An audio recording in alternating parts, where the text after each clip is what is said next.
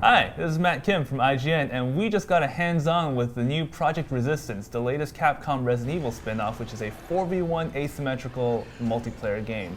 I'm here with Brendan, who played with me over at the Capcom offices. We had a little back and forth going. We did, yeah. Tell me, how did you like Project Resistance? Definitely, it wasn't what I expected. I guess we went in with no expectations whatsoever. I thought it was like a Resident Evil 8 game, but this is a very different beast, and it's worth noting that Capcom was like, this is a idea, not a project, not a full-fledged $60 experience narratively. Right. We don't know much about it other than what they've shown us, which was the 4 survivors versus the 1 Mastermind. It's not like a Left 4 Dead style 4-player co-op game. Yeah, it's almost like back when we saw Fable Legends that was unfortunately canceled, where there is a kind of a evil overlord overseeing the whole arena and laying traps and summoning zombies to try and to stop or distract or cause strife and knock down the clock till they can win the game. The 4 players, the 4 survivors rather, are in third person, correct?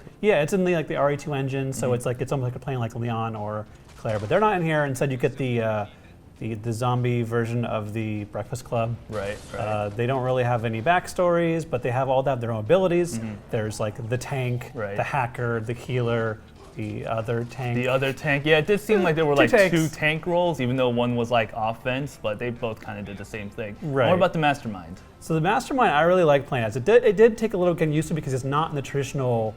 It's not third person. It's not third person. You're playing through cameras, which you can see over a mini map, and it shows you where all the players are, where your traps are located, and you choose one of maybe there's 10 different cameras, and maybe 1 or 2 each room. And while looking through the cameras, you slowly pan around and you place zombies and traps using kind of like a card system. Yeah. And it gives you a certain deck to use from, and each card costs power up to a maximum of 10, I think. And you can also do not just based on your cards, but you can also lock doors and turn off lights. And that was really key, I noticed, is sometimes sowing discord is more important than just having a zombie show up. Yeah. If you lock a door and turn off the lights, and someone's trapped them all by themselves with an armored zombie, that can actually shift the whole course of the game, rather than just having to constantly summon zombies in front of people. And as a Mastermind, you're not just stuck behind the camera. You get to take control of people too. Yeah, as who though? Yeah, as zombies or Mr. X, Mr. the X. Tyrant, Yep.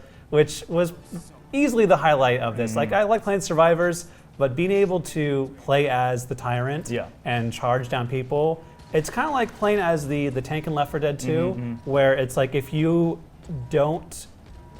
if you go in head first against 4 people, they're going to take you down. They're going to just play keep away. But if you kind of set up traps and look for the stragglers and know where to strike, you can just totally destroy the enemy team.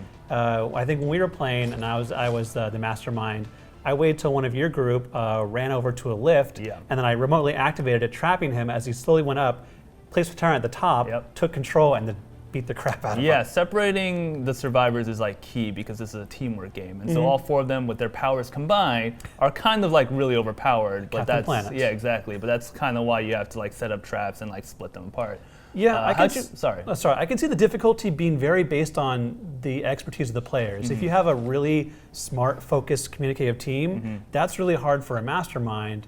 On the vice versa, if they're really scatterbrained and they don't know what they're doing, a really good Mastermind can just totally shut them down easily. Yeah, I really like the balance of the game. I felt like there was a strategy that you can play as the 4 players, and that it wasn't like you were being overpowered all the time as the Mastermind. How'd you feel about that? Yeah, I think at first, I was constantly going as a Mastermind. I was like, oh, I keep placing zombies, but they keep running off. So I had to actually plan in advance, 3 rooms away. Okay, I'm gonna have this door lock when they run in. I'm gonna mount a turret on that camera, and I'm gonna attack from this angle, rather than trying to chase them with zombies that would just move really slowly. Right, and even Mr. X isn't overpowered because he's on a time limit. Yeah. Yeah. And then once you knock him down, he's not available for a very long time afterwards. So this isn't Resident Evil 3. No. No.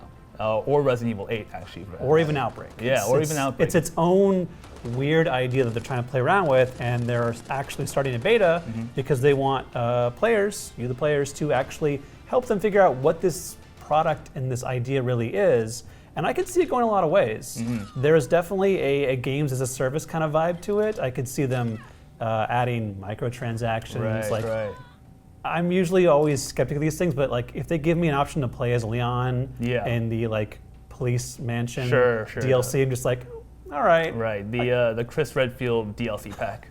The Punch a Boulder pack. Yeah. Although they did tease that like we had one Mastermind and he was French, but they did tease others, so we could go that DLC. It did seem like there would be other Masterminds to choose from, decks, layouts, maybe even survivors and maps, because the maps kind of like the one we played was like a 3-area version of like a warehouse, but we saw the trailer as like a very more like a facility. Yeah. So I could see there being different maps as well to keep longevity going. Well, thanks, Brandon. That was Project Resistance, a new Resident Evil game from Capcom.